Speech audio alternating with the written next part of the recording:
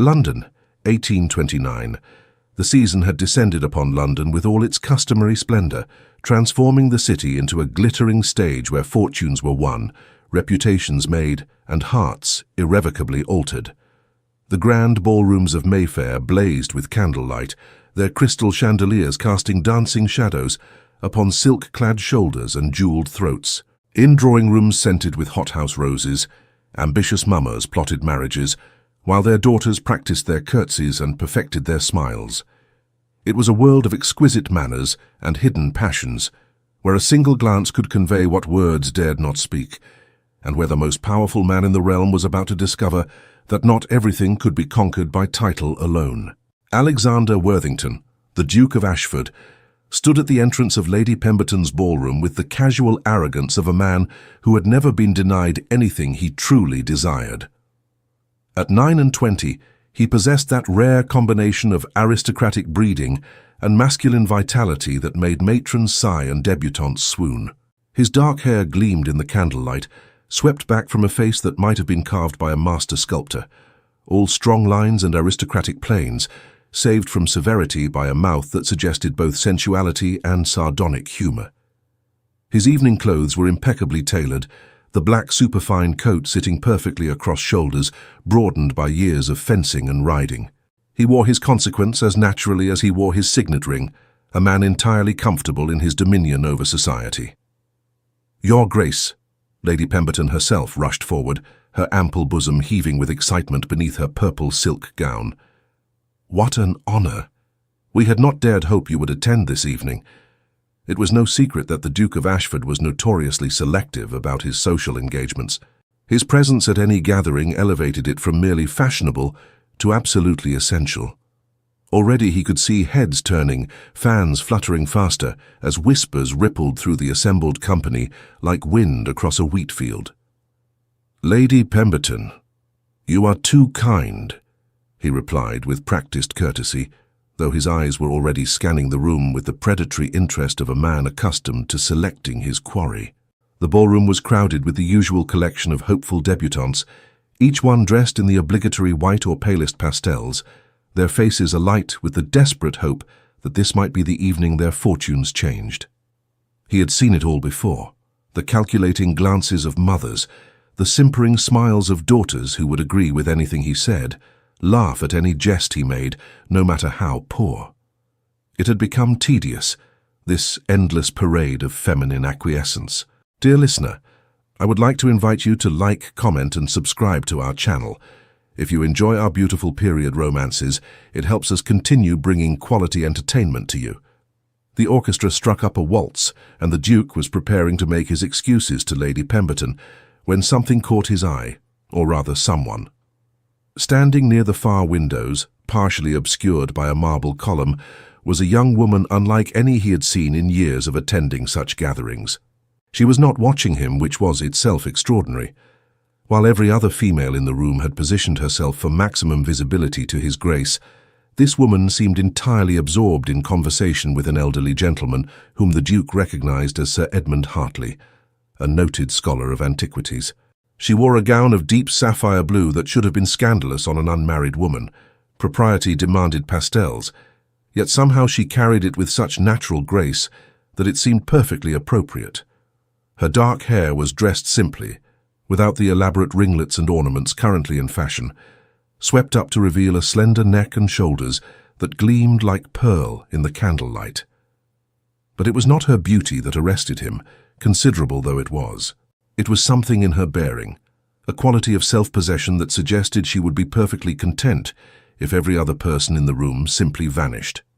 She laughed at something Sir Edmund said, a genuine laugh that reached her eyes, and the Duke found himself moving toward her without conscious decision, drawn by something he could not name and would not have believed possible an hour earlier. "Sir Edmund," he said smoothly, arriving at the older man's elbow, "I trust you are well this evening?" The scholar turned, his weathered face breaking into a pleased smile. "Your Grace, what a delightful surprise. I was just discussing the recent discoveries at Herculaneum with Miss Ashworth here. May I have the honour of presenting Miss Beatrice Ashworth?" "Miss Ashworth, His Grace, the Duke of Ashford." The young woman turned to face him fully for the first time, and the Duke felt something shift in his chest, a sensation so unfamiliar that it took him a moment to identify it as genuine interest. She did not blush or simper. She did not flutter her fan or drop her eyes with affected modesty. Instead, she regarded him with calm, intelligent eyes of an unusual grey-green colour, and executed a curtsy that was perfectly correct, yet somehow managed to convey that she was performing it out of social obligation rather than awe at his consequence. "Your Grace," she said, her voice low and musical, with just a hint of something that might have been amusement. "How fortunate for Sir Edmund that you share his passion for Italian antiquities. So few gentlemen of fashion concern themselves with such scholarly pursuits." There was something in her tone, the merest suggestion that she doubted the sincerity of his interest, that both irritated and intrigued him. "I confess I am a mere amateur compared to Sir Edmund's vast knowledge," he replied, deploying the smile that usually rendered women speechless. "But I find the subject fascinating. The ancients understood so much that we moderns have forgotten." "Indeed." She tilted her head slightly, studying him as one might study a curious artifact in a museum. "And which aspects of classical learning do you find most compelling, Your Grace? The philosophy, the architecture, the military strategies, or perhaps the more, shall we say, recreational pursuits for which certain Roman emperors were notorious?" Sir Edmund choked slightly on his champagne, but Miss Ashworth's expression remained serenely innocent, though her eyes sparkled with unmistakable mischief. The Duke realized with a shock that she was deliberately baiting him, testing whether he possessed actual knowledge or merely pretended interest to make conversation with her.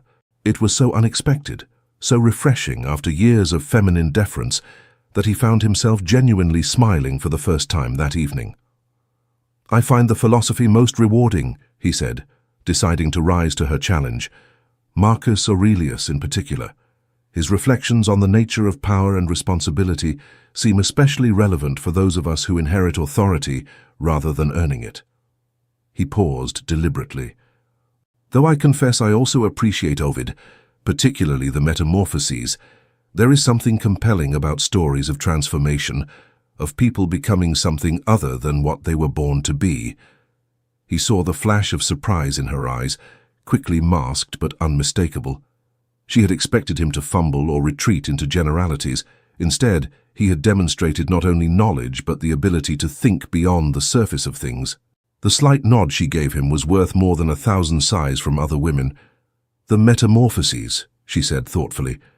"Yes, a fascinating work, though I have always found Ovid's treatment of female characters somewhat troubling. So many transformations undertaken not by choice, but as escape from unwanted masculine attention. Daphne becoming a laurel tree to flee Apollo, for instance. One might argue that Ovid was offering commentary on the abuse of power rather than celebrating it." "One might indeed," the Duke agreed, genuinely delighted now, "and one would be correct to do so. Perhaps that is why the work remains relevant, because the dynamics of power and its potential for abuse are as pertinent in a London ballroom as they were in ancient Rome." "How very philosophical of you, Your Grace," Miss Ashworth replied, and this time there was no mistaking the warmth in her tone. "I confess I did not expect to discuss classical literature this evening. Most gentlemen seem to believe that young ladies prefer to discuss nothing more challenging than the weather or the latest fashions." "Then most gentlemen are fools," he said bluntly, earning a delighted laugh from Sir Edmund. "Though in fairness to my sex, many young ladies do seem to prefer such topics, or at least pretend to. It becomes difficult to distinguish between genuine preference and performance. That, Your Grace, is the essential problem with a society that insists women must make themselves pleasing rather than interesting," she said, her eyes meeting his directly.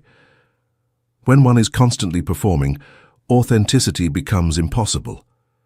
But I suspect you understand something of that burden yourself. A duke must also perform, must he not? Always conscious of being watched, judged, measured against the expectations of your rank."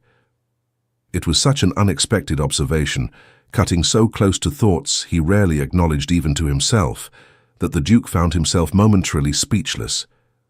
Before he could formulate a response, the music changed, and he heard himself asking, "Would you do me the honor of this dance, Miss Ashworth?" Something flickered across her face. Was it reluctance? "You are very kind, Your Grace, but I was just about to retire to the refreshment room. The evening has grown rather warm." It was a polite refusal, and for a moment the Duke simply stared at her, unable to process what had just occurred. In 7 years of attending society functions, no woman had ever declined his invitation to dance. Ever. The refusal was so unprecedented that he wondered briefly if he had misheard. "Then perhaps I might escort you," he suggested, recovering his composure. "I confess I could also benefit from some refreshment." "How thoughtful but unnecessary," she replied with a smile that was perfectly pleasant, yet somehow managed to be dismissive. "Sir Edmund has promised to show me his sketches from his recent travels. I would not wish to keep you from your other obligations, Your Grace. I'm quite certain there are many young ladies hoping for the honor of dancing with you." And with that, she curtsied again and allowed Sir Edmund to escort her toward the refreshment room, leaving the Duke of Ashford standing alone in the middle of Lady Pemberton's ballroom, watching her retreat with a mixture of disbelief and growing fascination. "Well," murmured Lord Thornbury, appearing at his elbow with barely suppressed mirth, "that was remarkably entertaining. The great Duke of Ashford refused by a woman. I never thought I would live to see the day." "Who is she?" the Duke asked, his eyes still following the sapphire gown as it disappeared through the doorway. "Truly, I mean, what is her situation?" Thornbury, who made it his business to know everyone's situation, was happy to oblige. "Miss Beatrice Ashworth, only daughter of the late Baron Ashworth. Father died 2 years ago, left her quite comfortably situated. Not an immense fortune, mind you, but enough that she needn't marry for money. She lives with her aunt, Lady Catherine Ashworth, in a respectable house in Bedford Square. This is her 3rd season, which makes her practically a veteran of the marriage market. Rumour has it she's refused at least a dozen offers, including one from Viscount Weatherby." "Weatherby?" The Duke frowned. The Viscount was considered an excellent catch, handsome, wealthy, with an unblemished reputation. "Why would she refuse him?" "Apparently she found him boring," Thornbury said with a grin. "According to my sister, who is friendly with Miss Ashworth, the young lady has rather exacting standards. She claims she will not marry merely for position or wealth, but only for genuine regard and intellectual compatibility. Quite the romantic for someone so obviously practical in every other regard." The Duke barely heard the last part. His entire attention was focused on the doorway through which Miss Ashworth had vanished.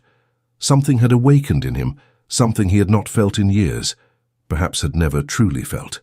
The thrill of a genuine challenge, the intrigue of an unsolved puzzle, the irresistible lure of something that could not be easily obtained. "I am going to marry her," he said quietly, surprising himself with the certainty in his voice. Thornbury choked on his champagne. "I beg your pardon? You've known her all of 10 minutes, most of which she spent subtly insulting you, and she just refused to dance with you. Are you feeling quite well?" "Perfectly well," the Duke replied, a slow smile spreading across his face. "In fact, I cannot remember when I have felt better. Excuse me, Thornbury. I suddenly find myself in need of refreshment." He made his way toward the refreshment room with purposeful strides, ignoring the hopeful glances and strategic positioning of various young ladies along his path. The refreshment room was less crowded than the ballroom, offering some relief from the press of bodies and the overwhelming scent of perfume and hothouse flowers. He spotted Miss Ashworth immediately. She stood by a window, still in conversation with Sir Edmund, examining what appeared to be a portfolio of sketches. The Duke approached more cautiously this time, aware that he needed to modify his strategy. Miss Ashworth was clearly not impressed by title or consequence alone. She required something more, substance, perhaps, or genuine interest that went beyond superficial attraction. Very well, he could provide that. In fact, he realized with some surprise, he wanted to provide that. The prospect of an actual conversation with an intelligent woman who would challenge rather than flatter him was more appealing than anything he had experienced in years of social intercourse. "Sir Edmund," he said, arriving at the scholar's side, "I wonder if you might spare me a moment. I have been meaning to consult with you about a matter of some scholarly importance." The older man looked up with interest. "Of course, Your Grace. What matter is that?"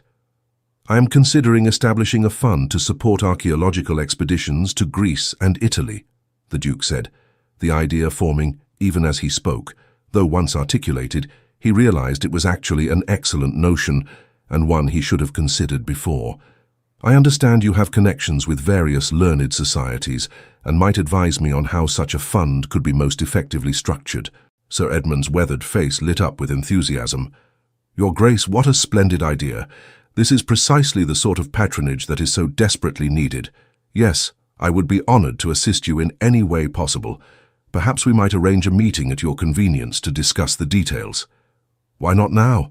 The Duke suggested, pulling out a chair at a nearby table. Unless, of course, we would be interrupting Miss Ashworth's evening. He glanced at her with calculated innocence.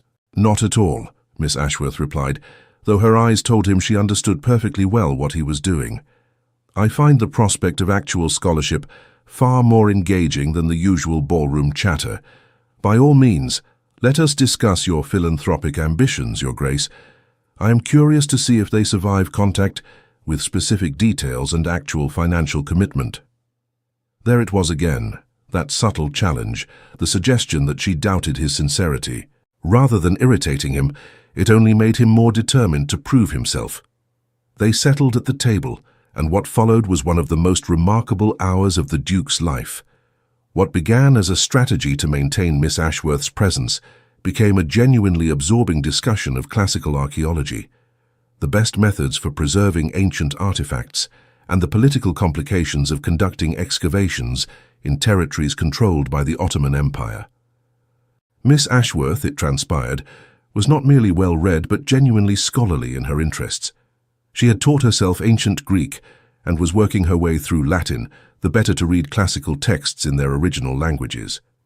She had strong opinions about the proper methods for excavating archaeological sites, opinions that sometimes differed from Sir Edmund's, but were always well-reasoned and supported by evidence. She spoke with passion about the importance of preserving context, of recording exactly where each artifact was found, of treating ancient sites as sources of knowledge rather than merely repositories of treasures to be plundered for private collections. The Duke found himself contributing far more than he had intended, drawing on his own extensive education and his genuine interest in history and philosophy. The conversation ranged from the practical to the theoretical, from discussions of funding mechanisms to debates about the nature of historical knowledge itself.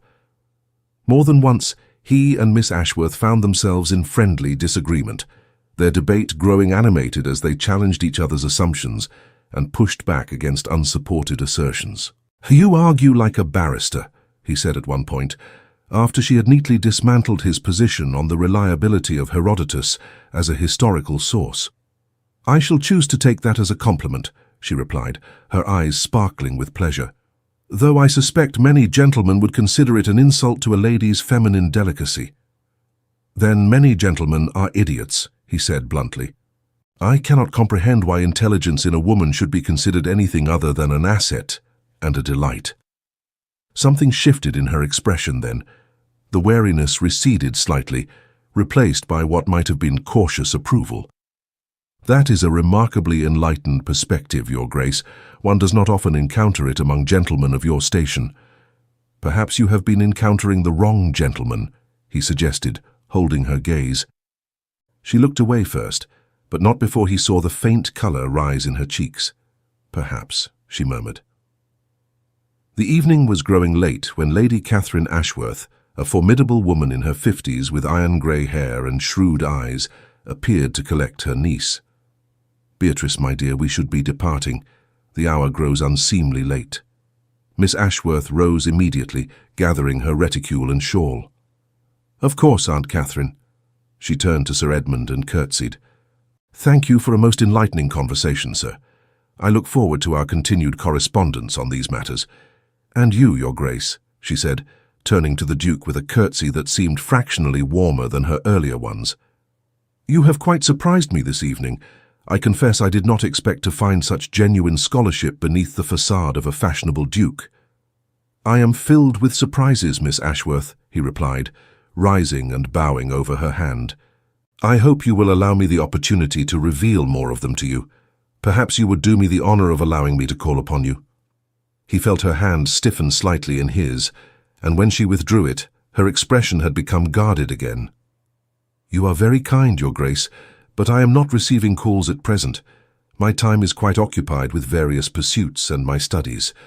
I would not wish to waste your valuable time with my tedious schedule." It was another refusal, politely phrased but unmistakable. The Duke felt a flash of frustration. He had spent the entire evening demonstrating that he was more than a superficial aristocrat, that he possessed the intellect and genuine interest she claimed to value, and yet she still held him at arm's length. What more did she require? "Surely your pursuits and studies do not consume every hour of every day," he pressed, more forcefully than he had intended. "One afternoon—" "Cannot be spared, I am afraid," she interrupted gently but firmly. "I do apologize, Your Grace. Perhaps we shall encounter one another again at some future social gathering. Good evening." And before he could formulate another argument, she was gone, her aunt shepherding her toward the exit with the efficiency of a seasoned military commander. The Duke stood watching them go, aware that Sir Edmund was regarding him with poorly concealed amusement. "Do not say it," he warned the older man. "Say what, Your Grace?" Sir Edmund replied innocently. "That Miss Ashworth is possibly the only woman in London who seems entirely immune to your considerable charms, that she appears to find the excavation of Pompeii more interesting than the most eligible bachelor in England. I would not dream of stating such obvious facts." "She is not immune," the Duke said with more confidence than he felt. "She is merely cautious. She has been pursued by fortune hunters and title seekers before, and has learned to protect herself. I simply need to demonstrate that my interest is genuine and not merely passing fancy." "And is it?" Sir Edmund asked shrewdly. "Genuine, I mean. Or are you simply intrigued because she does not fall at your feet like every other woman in London?" It was a fair question, and the Duke considered it carefully before responding. "Both," he admitted finally. "I will not pretend that her indifference is not stimulating. I have grown unutterably bored with simpering acquiescence, but it is more than that, Edmund. She is genuinely intelligent, genuinely passionate about ideas and learning. When was the last time you heard a woman in a London ballroom express a controversial opinion about anything more significant than whether the waltz is too scandalous to be properly danced? She is extraordinary, and I intend to win her." "Then I wish you the best of luck," Sir Edmund said, clapping him on the shoulder. "Though I suspect you will need more than luck. You will need patience, genuine effort, and the willingness to accept that she may never change her mind. Miss Ashworth is not a prize to be won, Your Grace. She is a person with her own desires and ambitions, and those may not include becoming a duchess." The warning was well meant, but the Duke barely heard it. His mind was already racing ahead, planning his next move. If Miss Ashworth would not receive him privately, then he would have to find other ways to demonstrate his sincerity. He would attend every social function where she might appear. He would make himself knowledgeable about the subjects that interested her. He would prove through action rather than words that he was worthy of her attention. What the Duke of Ashford wanted, he obtained. It had always been thus. Miss Beatrice Ashworth would learn that refusing him only made him more determined. The following morning found the Duke in his study at Ashford House, his magnificent Mayfair residence, writing a carefully considered letter to Miss Ashworth. He had already discarded 4 attempts, one too formal, one too casual, one that revealed too much of his feelings, and one that revealed too little. The 5th attempt, after an hour of concentrated effort, struck what he hoped was the right balance. "My dear Miss Ashworth, I write to thank you for the most stimulating conversation I have enjoyed in longer than I can recall.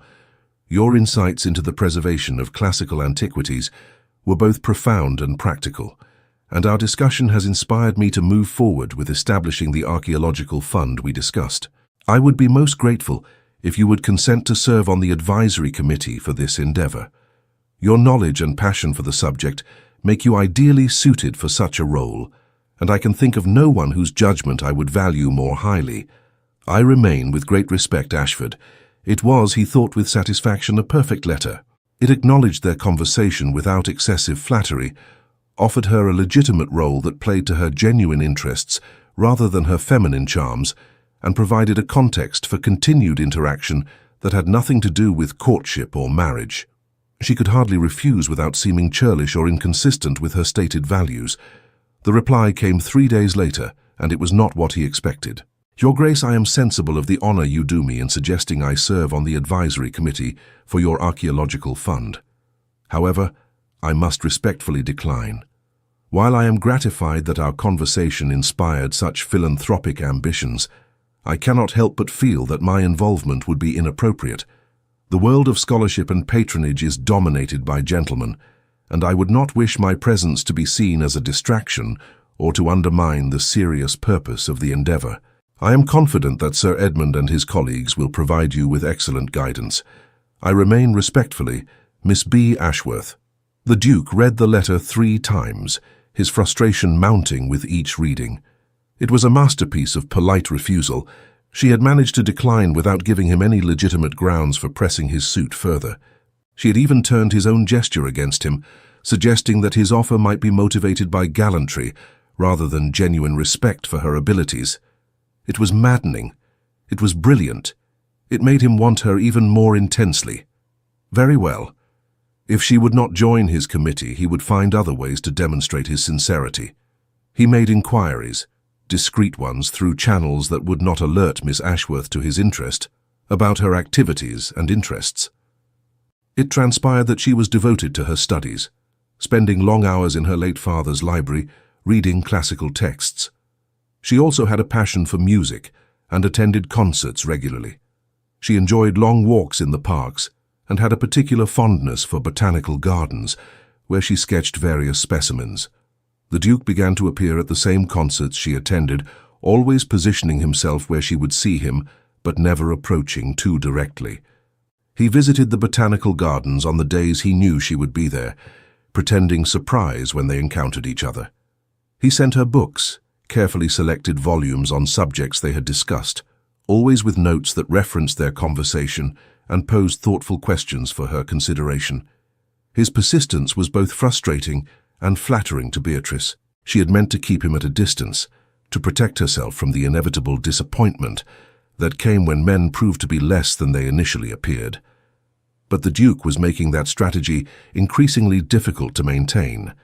His gifts were thoughtful rather than extravagant. His encounters seemed coincidental, but were clearly orchestrated with care. And most importantly, he continued to treat her as an intellectual equal rather than merely a beautiful woman to be pursued. One afternoon in early May, they encountered each other at Kew Gardens. Beatrice was sketching a rare orchid when she heard a familiar voice behind her. "Your attention to detail is remarkable, Miss Ashworth. You have captured not just the form, but the very essence of the flower." She turned to find the Duke standing a respectful distance away, dressed for walking in a dark green coat that brought out the color of his eyes. "Your Grace," she said, rising and executing a curtsy. "What a surprise to find you here." "Is it?" he asked with a slight smile. "I confess I hoped I might encounter you. Your aunt mentioned at Lady Thornbury's musical that you often visit the gardens on Wednesday afternoons." "You spoke with my aunt?" Beatrice asked, surprised and slightly alarmed. "Briefly," he assured her. "I simply inquired about your health and mentioned how much I had enjoyed our conversation at Lady Pemberton's ball. Lady Catherine was kind enough to suggest that we shared similar interests in botanical subjects." He gestured to the path. "Might I walk with you? I promise to be respectful of your time and your preference for solitude." Beatrice hesitated. Every instinct warned her to refuse, to maintain the distance she had so carefully established. But another part of her, a part she had been trying to ignore, wanted to accept. She was lonely, if she was honest with herself. Lonely for intelligent conversation with someone who saw her as more than merely a woman to be married off. The Duke had proven himself capable of such conversation, and she found herself wanting more of it despite her better judgment. "Very well," she said finally, "but only for a quarter hour, Your Grace. I have much work to accomplish this afternoon." "I am grateful for whatever time you can spare," he replied, offering his arm. They walked together through the gardens, and the Duke was true to his word. He asked thoughtful questions about her sketches, listened attentively to her explanations of various botanical specimens, and shared his own observations with genuine enthusiasm. There was none of the forced gallantry she had experienced with other suitors, no attempts to turn every conversation toward flattery or romance. He simply talked with her, as one scholar might converse with another. "You know," he said after they had walked for some time, I've been thinking about our conversation regarding Ovid. You made an excellent point about the problematic nature of his transformations, women fleeing masculine attention only to lose their humanity in the process. It occurs to me that much of classical literature treats women as objects rather than subjects. Surely that represents a significant limitation in our understanding of the ancient world. Beatrice stopped walking and turned to face him fully, studying his expression for any sign of artifice. That is a remarkably perceptive observation, Your Grace.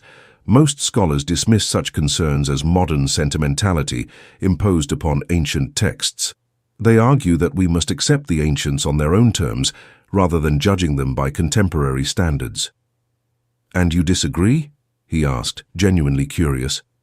I think there is merit in both approaches, she said carefully. We should strive to understand the ancients in their own context, yes, but we should also be willing to critique aspects of their culture that we now recognize as unjust or harmful. Understanding need not preclude judgment, any more than appreciation need preclude criticism. Exactly so, he agreed with evident pleasure. Miss Ashworth, do you realize how rare it is to find someone willing to engage with ideas at this level? Most people I encounter either agree with everything I say out of deference to my rank, or disagree merely to be contrary. You argue from genuine conviction and reasoned analysis. It is refreshing. The color rose in her cheeks at his praise, but she held his gaze steadily. I could say the same of you, Your Grace.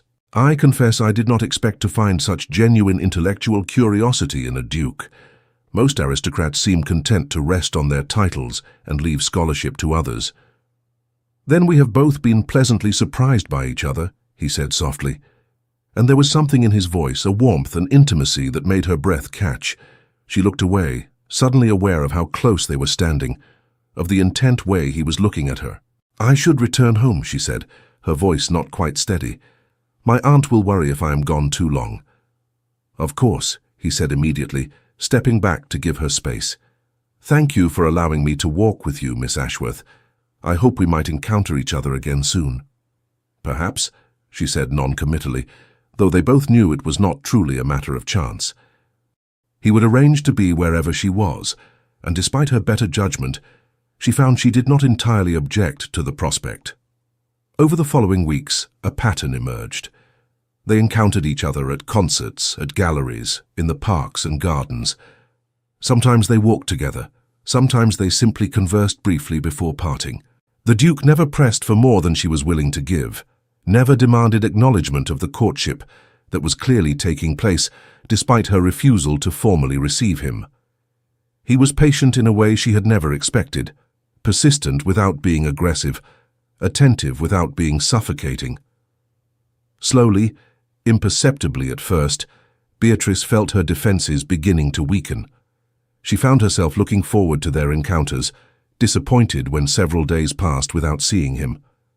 She began to dress with more care on the days she knew he might appear, choosing colors and styles that she thought he might admire. She caught herself thinking about him at odd moments, wondering what he would say about a passage she was reading, imagining how he would respond to an argument she was formulating. It terrified her, this growing attachment. She had sworn she would never allow herself to be vulnerable in this way, would never risk her independence and her sense of self for any man. Yet the Duke seemed to be breaching her defenses without even trying, simply by being consistently thoughtful, genuinely interested, and utterly respectful of her boundaries, even as he gently pushed against them. One evening at a concert at the Hanover Square Rooms, they found themselves seated near each other. Whether by chance or design, Beatrice no longer knew. The soprano was singing a particularly moving aria when she felt the Duke's eyes upon her. She turned her head slightly and found him watching her with an expression of such tender intensity that it took her breath away. In that moment, she realized with absolute certainty that she had fallen in love with him. The knowledge was both exhilarating and terrifying. She had thought herself immune to such feelings, had believed that her intellectual independence would protect her from the vulnerability of romantic attachment. Instead, she had discovered that genuine intellectual connection could be even more seductive than physical attraction, that a man who valued her mind could capture her heart far more thoroughly than one who merely praised her beauty. After the concert, as they stood in the crush of people waiting for their carriages, the Duke drew her slightly aside into a quieter corner of the vestibule. "Miss Ashworth," he said quietly, his voice pitched for her ears alone, "I wonder if you might finally consent to receive me properly. Allow me to call upon you at Bedford Square. Give me the opportunity to court you in the open, rather than through these carefully orchestrated chance encounters." She looked up at him, searching his face, seeing the sincerity in his eyes. "Why?" she asked simply. "Why me, Your Grace? London is full of beautiful women who would be thrilled to receive your attentions. Women who would be far easier to court, who would not challenge you at every turn, who would be grateful for your interest rather than suspicious of it. Why pursue someone who has made it abundantly clear that she does not wish to be pursued?" "Because you are worth pursuing," he said immediately. "Because you challenge me to be better, to think more deeply, to look beyond the surface of things. Because when I am with you, I feel more truly myself than I do in any other company. And because, Beatrice," he used her given name deliberately, watching her eyes widen at the intimacy, "I have fallen completely and irrevocably in love with you, and I cannot imagine spending my life with anyone else." The breath left her lungs in a rush. She had expected many things, but not this. Not such a direct and unequivocal declaration. "You do not know what you're saying," she whispered. "You cannot truly want to marry someone like me. I would argue with you constantly. I would challenge your opinions. I would never be content to simply manage your household and smile prettily at social functions." "I know," he said, taking her hands in his, a boldness given their public location, but he seemed beyond caring about propriety. "That is precisely why I want to marry you. Beatrice, I do not want a conventional duchess. I want you, with all your arguments and challenges and intellectual passions. I want to come home at the end of the day and discuss philosophy with you until we fall asleep mid-debate. I want to watch you pursue your studies and know that I am married to a woman who values knowledge as much as I do. That is the life I want, and I can only have it with you." Tears pricked at her eyes, and she blinked them back furiously. "What if society disapproves? What if I embarrass you with my unconventional behavior?" "Then society can go to the devil," he said fiercely. "Beatrice, you could never embarrass me. You could only make me proud. Please allow me to call upon you properly. Give me the chance to prove that I mean every word I am saying." She wanted to say yes. Every fiber of her being wanted to accept his declaration and his courtship. But fear held her back. Fear of disappointment. Fear of losing herself. Fear of discovering that his interest was merely the thrill of conquest and would fade once she surrendered. "I need time to think," she said finally. "This is all happening so quickly, and I cannot make such an important decision in haste." "Take all the time you need," he assured her, though his eyes showed his disappointment. "I will wait, Beatrice. However long it takes, I will wait for you." That night, Beatrice could not sleep. She paced her bedchamber, wrestling with the decision that would determine the course of her entire life. On one side lay safety, continuing as she was, independent and unattached, free to pursue her studies without interference. On the other lay risk, the possibility of happiness with a man who seemed to understand her, but also the possibility of heartbreak if he proved false. She thought about all the conversations they had shared, all the times he had demonstrated genuine interest in her thoughts rather than merely her appearance. She remembered how he had encouraged her to speak her mind, how he had listened with real attention when she explained her theories about classical texts, how he had sent her books with thoughtful notes rather than jewelry with empty compliments. By dawn, she had made her decision. The following afternoon, the Duke received a note in a feminine hand. "Your Grace, you may call upon me tomorrow at 3 o'clock. I make no promises beyond allowing you the opportunity to present your case. But I confess I am curious to see how you conduct a proper courtship, having become so accustomed to your improper one. Miss B. Ashworth." The Duke read the note 3 times, a smile spreading across his face. It was not an acceptance, but it was permission, and that was more than enough. He arrived at Bedford Square at precisely 3 o'clock the next day, dressed with particular care and carrying a bouquet of lilies and delphiniums. The butler showed him to a pleasant sitting room where Miss Ashworth waited with her aunt. Lady Catherine regarded him with shrewd eyes but said nothing, simply taking up her embroidery and positioning herself by the window, present as propriety demanded, but far enough away to allow private conversation. "Your Grace," Beatrice said, rising to greet him, "thank you for coming." "Thank you for receiving me," he replied, bowing over her hand. "I have brought you these. I hope you do not find them presumptuous." She took the flowers with a genuine smile. "Not at all. They are lovely. You remembered they are my favorites." "I remember everything you have ever told me," he said softly, and watched the color rise in her cheeks. They sat, and for a moment neither spoke. Then the Duke took a deep breath and began. "Miss Ashworth, Beatrice, I know you have doubts about my sincerity. I know you fear that I am pursuing you merely for the novelty of it, and that my interest will fade once the chase is over. I cannot prove those fears unfounded with words alone. But I can tell you with absolute certainty that what I feel for you is unlike anything I have ever experienced. You have changed me, challenged me, made me want to be more than I was, and I believe, I hope, that I might do the same for you." Beatrice studied him carefully, and he bore her scrutiny without flinching. "Tell me," she said finally, "what do you envision for a marriage between us, truly, I mean? Not the romantic ideal, but the practical reality. How would our lives be structured? What would be expected of me as your Duchess?" It was a test, and they both knew it. But the Duke had been prepared for such questions and answered honestly. "I envision a partnership," he said. "You would have responsibilities, yes, managing the household, entertaining when necessary, appearing at certain social functions. But within those constraints, you would have freedom to pursue your own interests. I would not ask you to abandon your studies or your love of learning. In fact, I hope you would share them with me. I imagine us building a library together, hosting salons where scholars and thinkers gather for genuine discourse. I see us traveling to Greece and Italy to see the ancient sites we have discussed. I see us growing old together, still arguing about philosophy, still challenging each other to think more deeply." "And children?" she asked quietly.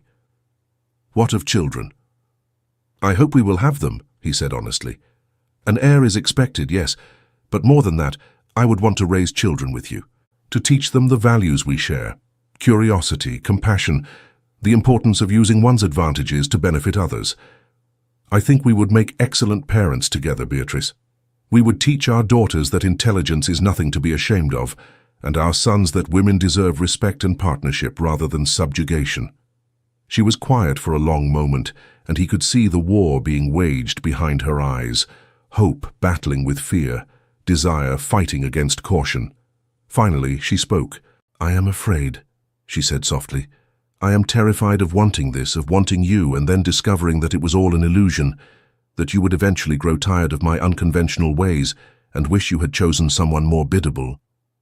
"Then let me prove it to you," he said urgently, leaning forward, not with grand gestures or empty promises, but with time and consistency.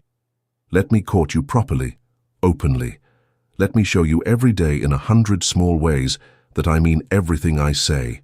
And when you are finally convinced that this is real, that I will never ask you to be anything other than exactly who you are, then, and only then, will I ask you to marry me. Is that fair?" She looked at him for a long moment, and he saw tears gathering in her eyes. "Yes," she whispered.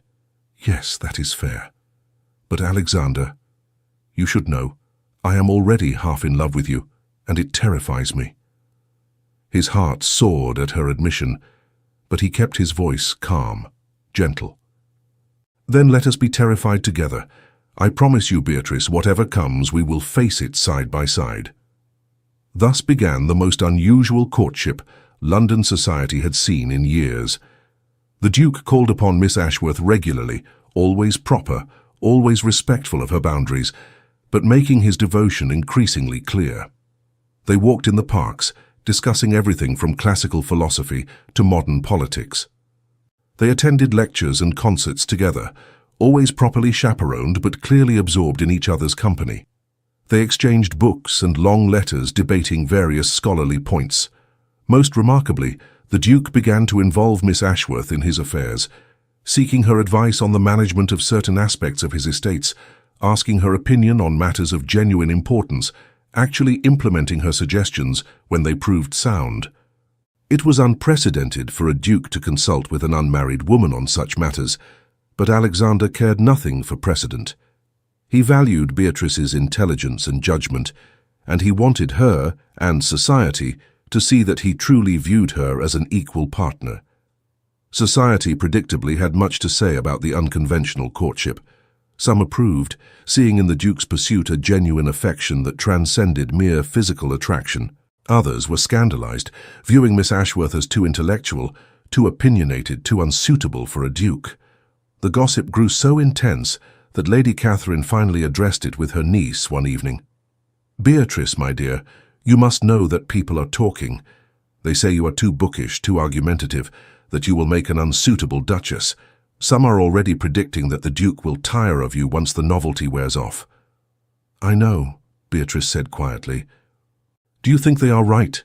Lady Catherine set down her needlework and looked at her niece with surprising gentleness. "I think the Duke of Ashford is besotted with you in a way I have rarely seen. I think he genuinely values your mind and your spirit. But more importantly, I think you need to decide whether you value his regard enough to brave society's censure. Because, my dear, if you marry him, there will be censure. You will be watched and judged far more closely than any conventional duchess. Are you prepared for that?" Beatrice considered the question carefully. "I think," she said slowly, "that if I have Alexander beside me, truly beside me, as a partner and equal, I can weather any amount of society's disapproval. It is only if I were to face it alone, or worse, with a husband who secretly agreed with the critics, that I would falter." "Then you must be certain of his constancy before you commit yourself," Lady Catherine advised.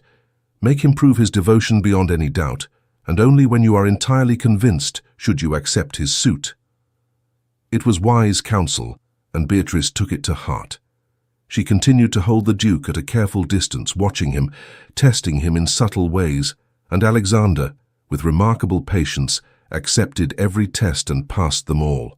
When she deliberately took a controversial position at a dinner party, arguing that women should receive proper education in mathematics and sciences, he supported her publicly, despite the shocked reactions of the other guests. When she expressed interest in attending a lecture at the Royal Society, traditionally closed to women, he used his influence to secure her admission and escorted her there himself, ignoring the disapproving stares. Most tellingly, when his father summoned him for what was clearly meant to be a serious conversation about his choice of bride, Alexander went to the meeting with Beatrice at his side, making it clear that he would not discuss his intended wife behind her back. The Dowager Duke received them in his study, his expression stern. "Alexander, I have been hearing remarkable things about your courtship. It seems you have chosen a most unconventional young lady." "I have chosen an extraordinary woman," Alexander corrected firmly. "Miss Ashworth, may I present my father, the Dowager Duke of Ashford. Father, Miss Beatrice Ashworth." Beatrice curtsied gracefully, meeting the older man's appraising gaze without flinching. "Your Grace, I am honored to make your acquaintance." The Dowager Duke studied her for a long moment before speaking. "Miss Ashworth, my son seems quite determined to marry you, despite the fact that you appear to lack many of the qualities traditionally valued in a duchess. You are outspoken where discretion is expected, intellectual where ornamental would suffice, and controversial where conventional would be far more comfortable. Can you explain to me why I should welcome such a match?" It was a brutal question, but Beatrice answered it calmly. "I cannot, Your Grace. I can only tell you that I love your son, and that I believe I can make him happy, not by conforming to what others expect a duchess to be, but by being a true partner to him. If that is insufficient for your approval, then I am sorry, but I will not pretend to be something I am not." A ghost of a smile flickered across the Dowager Duke's face. "You have spirit. I will grant you that. Very well. Let me ask you this. If you marry my son, you will have considerable responsibilities. Can you fulfill them while maintaining this fierce independence you value so highly?" "I believe I can with Alexander's support," Beatrice replied. "I have no intention of shirking my duties as Duchess, but I also have no intention of abandoning the things that make me who I am. I hope to prove that a woman can be both dutiful and independent, proper and passionate, a duchess and a scholar. The Dowager Duke was silent for a long moment, then turned to his son. She is nothing like what I would have chosen for you, but I can see that she makes you happy, and that you make each other better. You have my blessing, though I reserve the right to say, I told you so, if this unconventional marriage proves difficult. I will accept that bargain gladly, Alexander said, clasping his father's hand. As they left the Dowager Duke's residence, Beatrice felt something loosen in her chest, a knot of anxiety she had not even realized she was carrying. He approved of me, she said wonderingly. I did not expect that. He is a shrewd judge of character, Alexander replied. He sees what I see, that you are extraordinary, and that together we will be even better than we are apart. The moment had come. Standing on the steps of the Dowager Duke's residence, with the afternoon sun gilding the London streets with gold, Beatrice finally allowed herself to acknowledge what she had been denying for weeks. She was in love with Alexander Worthington, Duke of Ashford, completely, irrevocably, terrifyingly in love. And more than that, she trusted him, trusted that he meant what he said, that his regard was genuine, that he would stand beside her through whatever challenges came. Alexander, she said softly, turning to face him, take me home. I think it is time we had a serious conversation. They rode to Bedford Square in charged silence, both aware that something momentous was about to occur. Lady Catherine, with the discretion that had endeared her to her niece, excused herself shortly after their arrival, leaving them alone in the sitting room. Beatrice, Alexander began, but she held up a hand to stop him. Let me speak first, she said. I have been unfair to you. I have held you at a distance, tested you at every turn, demanded that you prove yourself again and again when you had already demonstrated your sincerity dozens of times over. I did this because I was afraid of wanting something so much and then losing it, afraid of being vulnerable, afraid that love would mean the loss of myself. She paused, gathering her courage, then continued. But you have shown me that I was wrong. That love, true love, the kind based on mutual respect and genuine partnership, does not diminish either person. It elevates both. You have made me braver, Alexander. You have made me believe that I can have both independence and companionship, both intellectual freedom and romantic love. And so I am ready to stop testing you and start trusting you. I am ready to say yes. Yes? He repeated, hardly daring to breathe. Yes, I will marry you, she said, smiling through the tears that were now streaming down her face. Yes, I will be your duchess and your partner, and your equal. Yes, I will spend my life arguing with you about philosophy and exploring ancient ruins and building something extraordinary together. Yes to all of it, Alexander. Yes. He closed the distance between them in 2 strides and pulled her into his arms, claiming her lips in a kiss that was both tender and passionate, a perfect expression of everything they felt for each other. When they finally broke apart, both breathless, he rested his forehead against hers. I love you, he whispered. I will spend every day of my life proving that this was the right decision. You will never regret choosing me, Beatrice. I swear it. I know, she replied softly. I already know. The announcement of their engagement caused exactly the sensation they had anticipated.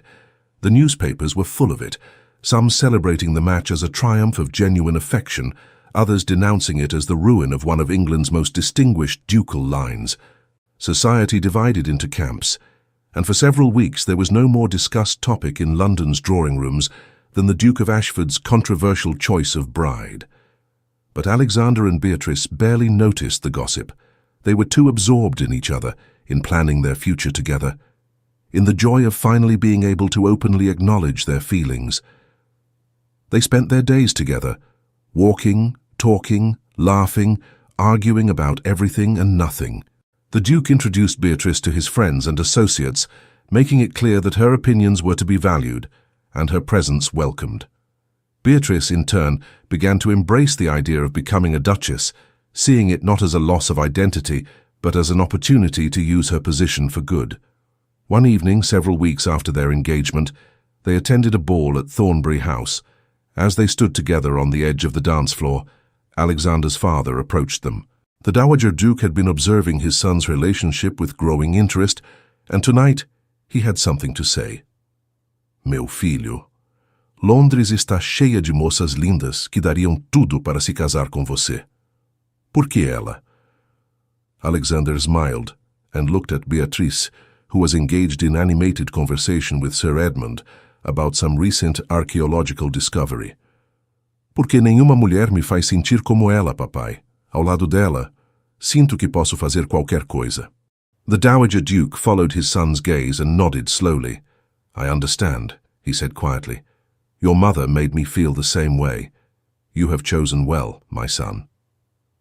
The wedding took place in October at St. George's, Hanover Square. Despite the controversy surrounding their engagement, the church was packed with well-wishers, scholars mixing with aristocrats, friends from all walks of life gathered to celebrate this most unusual union. Beatrice walked down the aisle in a gown of ivory silk, carrying lilies and delphiniums, her face radiant with happiness. When it came time for the vows, they spoke the traditional words, but Alexander added a promise of his own. I vow to be your partner in all things, he said, holding her hands and looking into her eyes, to support your passions and respect your independence, to challenge you and encourage you, to build with you a life of meaning and purpose. This I promise before God and all these witnesses. Beatrice's eyes filled with tears as she responded, and I vow to stand beside you as an equal, she said, to share with you my thoughts and dreams, to argue with you and laugh with you, to create with you a partnership that honors both of us. This I promise with all my heart. When the vicar pronounced them man and wife, and Alexander kissed his duchess for the first time in public, the church erupted in applause, highly improper according to traditional standards, but somehow perfect for this most unconventional of marriages. The years that followed proved the wisdom of their choice. Alexander and Beatrice built a life together that was both deeply romantic and intellectually fulfilling. They established a magnificent library at Ashford House, hosting regular gatherings where scholars and thinkers met for genuine discourse.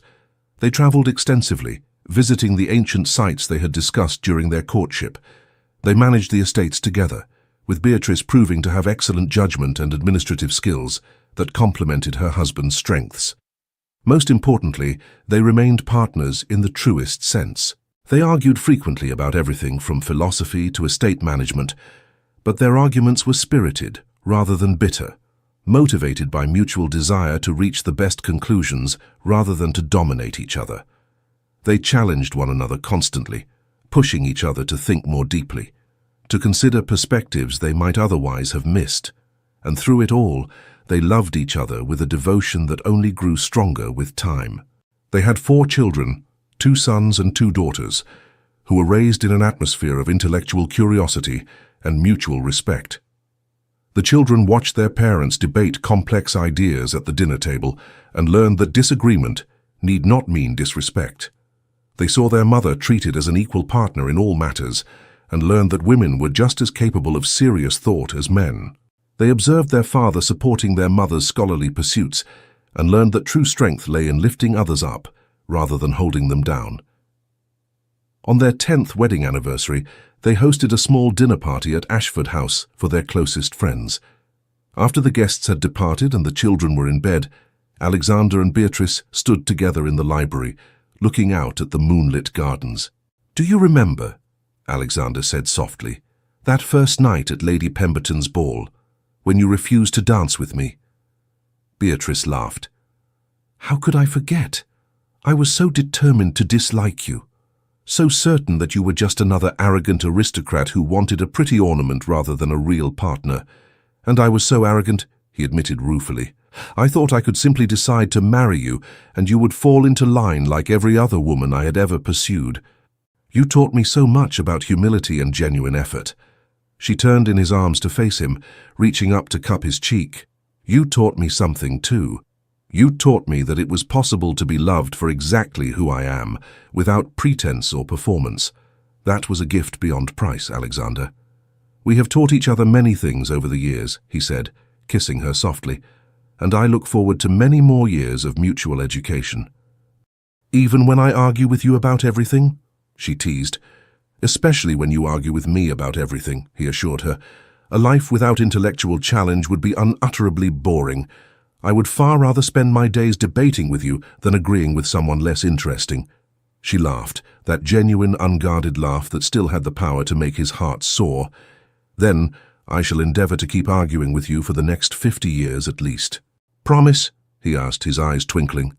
Promise, she replied solemnly, then kissed him again. Years continued to pass, and their love only deepened. They grew older together, their hair silvering, their faces acquiring the lines that come from a lifetime of laughter and passionate debate. Their children grew and married, bringing grandchildren who delighted in their grandmother's stories of ancient Rome and their grandfather's tales of archaeological adventures. London society, which had once been scandalized by their unconventional marriage, gradually came to view them as a model couple. Other young people, inspired by their example, began to seek partnerships based on genuine compatibility rather than merely advantageous connections. The world did not change overnight, but it changed slowly and steadily, in part because two people had dared to build a life together on their own terms. On the night of their 25th wedding anniversary, they returned to Kew Gardens, where they had once walked together during their courtship. They stood in the same spot where Alexander had first asked to court Beatrice properly, looking up at the stars. "Do you remember what I said to you here?" Alexander asked, taking her hand. "You said many things," Beatrice replied with a smile, "but I remember most clearly when you said you wanted a partner, not a conventional wife. That you wanted to debate philosophy until you fell asleep mid-argument. And we have done exactly that, haven't we?" he said with satisfaction, "though I confess the arguments are often more interesting than the sleep." She laughed and squeezed his hand. "Alexander, if I could go back to that ballroom and do it all again, I would not change a single moment. Every argument, every challenge, every time I refused you or tested you, all of it led us here, to this life we have built together. You are still the most extraordinary man I have ever known, and I am still as much in love with you as I was that day when I finally agreed to marry you. And you, Beatrice Worthington, are still the most brilliant, infuriating, wonderful woman I have ever met," he replied, turning to face her fully. "You wore down my arrogance not through submission, but through being so completely yourself that I could not help but be changed by knowing you. You showed me what real partnership looks like, and I am grateful for it every day." They kissed there under the stars, two people who had found in each other something rare and precious, a love that did not demand conformity but celebrated authenticity, a partnership that made both of them better than they could have been alone, a marriage that had become a testament to what was possible when two people truly saw each other as equals. And if their story inspired others to seek the same kind of partnership, to value substance over superficiality, authenticity over performance, then that was perhaps their greatest legacy, the proof that love, when built on a foundation of mutual respect and genuine affection, could transform not just two lives but ripple outward to touch countless others. As they walked back through the gardens hand in hand, Beatrice thought about that frightened young woman who had been so certain that marriage would mean the end of everything she valued. How wrong she had been. Marriage to Alexander had not been an ending but a beginning, the start of an adventure that had exceeded every hope and dream she had barely dared to have. "What are you thinking about?" Alexander asked, noticing her contemplative expression. "I am thinking," she said slowly, "that I am very glad I did not succeed in keeping you at a distance. My life would have been so much smaller, so much less joyful without you in it." "Then we are in agreement for once," he teased, and she laughed and kissed him again there under the stars, still in love after all these years, still partners in every sense of the word. And somewhere in London, in drawing rooms and ballrooms, young women were hearing their story and thinking that perhaps, just perhaps, it was possible to have both love and independence, both marriage and identity, both partnership and selfhood. Perhaps it was possible to find someone who valued your mind as much as your beauty, your character as much as your connections, your authentic self as much as any performance. The Duke and Duchess of Ashford had shown that such love was possible. And in doing so, they had given hope to everyone who yearned for something more than society's conventional offerings. Hope that somewhere out there was a person who would see them truly, love them wholly, and walk beside them as an equal partner through all the adventures life had to offer. It was a beautiful legacy for two people who had started their acquaintance with resistance and refusal, who had argued their way into love, and who had built a marriage that proved that the best partnerships are not about one person submitting to another, but about two people choosing to stand together, facing the world side by side, making each other braver, wiser, and more fully themselves than they ever could have been alone. And they lived, not in fairy tale perfection, but in the rich, complex, deeply satisfying reality of a love built on truth, a partnership that honored both individuals while creating something greater than either could have achieved alone. They lived with passion and purpose, with debate and devotion, with challenge and commitment. They lived, in short, exactly as they had promised each other they would, as equals, as partners, as two souls who had found in each other the perfect complement, the ideal companion for life's grand adventure. The end. A love story of pride, desire, and a partnership that changed not only two hearts, but an entire society, proving that the greatest romance is found when two people dare to be authentically themselves and build something extraordinary together. Thank you for staying with us until the end of this emotional journey. If this story touched your heart, we invite you to subscribe, like, comment, and share our channel. Your support inspires us to keep creating more stories of love, redemption, and breathtaking twists. Help us reach our first 1,000 subscribers, and together we'll continue sharing tales that warm the heart. At the end of this video, you'll see a suggestion for another of our historical stories. Click and let yourself be enchanted by another unforgettable tale. With all our gratitude, Echoes of Romance,